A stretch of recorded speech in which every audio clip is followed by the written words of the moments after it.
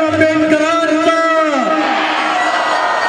कारण एकदा सूर्य बाबासाहेबांना म्हणाला, एकदा सूर्य बाबासाहेबांना म्हणाला, अरे मी आकाशातील सूर्य आहो, तू धरतीवरचा महासूर्य आहे।